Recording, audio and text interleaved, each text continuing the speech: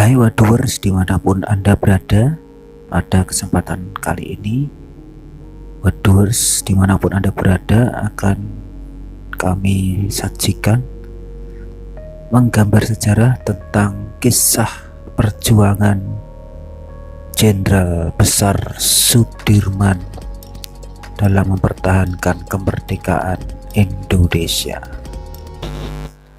Atas jasa-jasa Jenderal Sudirman dalam merebut dan mengalahkan pasukan Jepang yang berada di Indonesia, maka Presiden Soekarno melantik Sudirman menjadi Jenderal Besar sekaligus sebagai Kepala Tentara Keamanan Rakyat pada masa itu.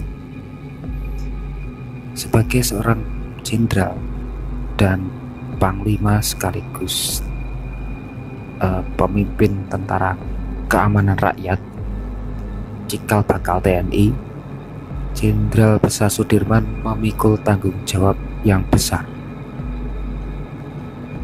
Di pundaknya dia harus membawa beban tanggung jawab untuk mempertahankan Indonesia yang baru saja merdeka dan terancam akan datangnya sekutu dan Belanda. Pangkat jenderal diberikan kepadanya melalui pelantikan oleh Presiden Soekarno. Jadi Jenderal Sudirman memperoleh pangkat jenderal tidak melalui akademi militer atau pendidikan yang tinggi lainnya sebagaimana lazimnya seorang jenderal. Namun ia diangkat karena prestasi-prestasi yang sudah Jenderal Sudirman tunjukkan ketika melawan penjajah Jepang. Keberhasilannya dalam mengalahkan Jepang dan merampas senjata-senjata Jepang sangat memiliki sumbangsih yang besar bagi terbentuknya Tentara Keamanan Rakyat. Jenderal Sudirman merupakan Panglima Angkatan Bersenjata termuda di dunia. Saat pasukan sekutu datang ke Indonesia dengan alasan untuk melucuti tentara Jepang dan memulangkan tentara Jepang, ternyata tentara Belanda ikut berada di dalam rombongan pasukan sekutu. Belanda membonceng pasukan sekutu untuk dapat kembali berada di Indonesia. TKR pun mengetahui situasi tersebut. Karenanya Tentara Keamanan Rakyat atau TKR yang dipimpin oleh Jenderal Besar Sudirman akhirnya terlibat dalam pertempuran dengan tentara-tentara sekutu yang terdiri dari pasukan Inggris, Belanda, dan pasukan Gurkha dari India.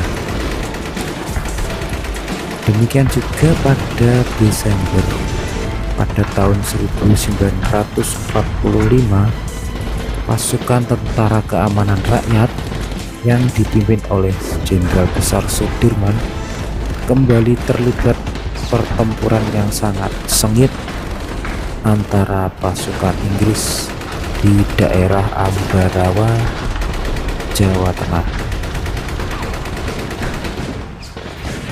Jenderal Besar Sudirman menyampaikan pesan moral kepada para prajurit-prajuritnya. Kejahatan akan menang bila orang benar tidak melakukan apa-apa. Demi mempertahankan kemerdekaan, maka pada tanggal 12 Desember pada tahun 1945 dilancarkanlah serangan serentak terhadap semua kedudukan Inggris dan sekutunya di setiap daerah yang berada di wilayah Jenderal Besar Sudirman. Pertempuran yang berkorban ini terjadi selama 5 hari berturut-turut tanpa henti. Itu pun akhirnya bisa memukul mundur pasukan Inggris dan membuatnya lari tunggang langgang hingga mundur ke daerah Semarang.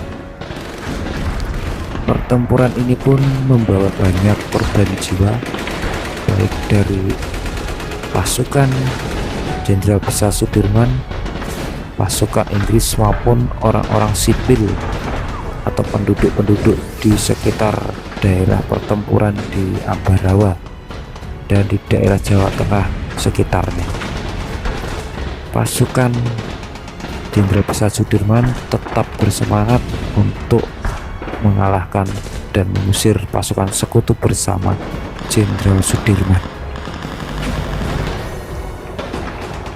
Pada saat pasukan Belanda kembali melakukan agresi militer Belanda yang kedua, ibu kota negara Republik Indonesia dialihkan dari Jakarta ke Yogyakarta, karena pada saat itu kota Jakarta sudah dikuasai kembali oleh Belanda.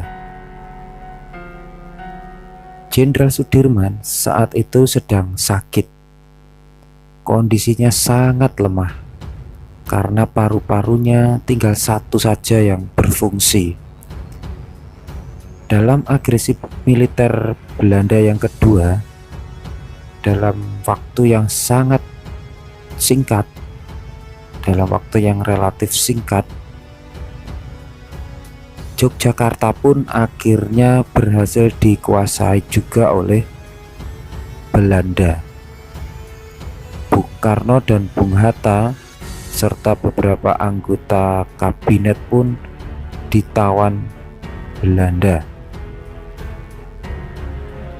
Melihat keadaan negara yang sangat runyam, rumit dan darurat, Jenderal Sudirman tidak bisa tinggal diam begitu saja.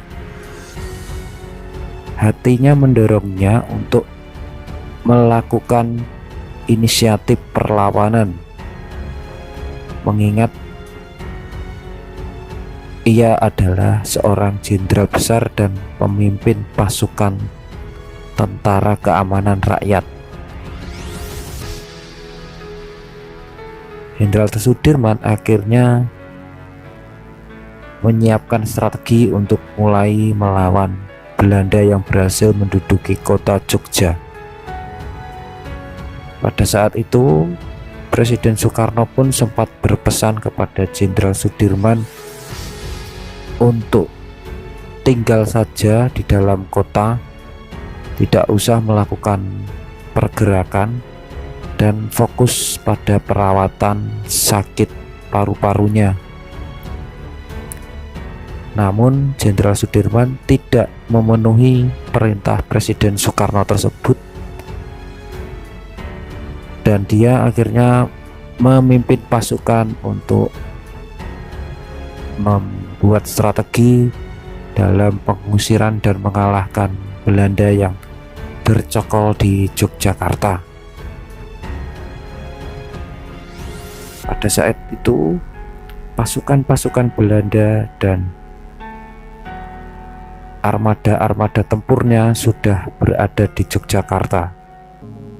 Mereka memiliki armada-armada yang cukup canggih dan modern dibandingkan dengan peralatan dari pasukan Tentara Keamanan Rakyat yang hanya mengandalkan senjata-senjata rampasan dari pasukan Jepang dan senjata-senjata tradisional. Dengan menahan kesakitan dan rasa sakit yang dialami oleh Jenderal Sudirman yang hanya bernafas menggunakan satu paru-paru, dia membulatkan tekad mengumpulkan semua laskar dan prajurit terbaiknya untuk bersiap melakukan strategi perang gerilya. Dengan ditandu, Jenderal Sudirman pun berangkat memimpin pasukan untuk melakukan perang gerilya.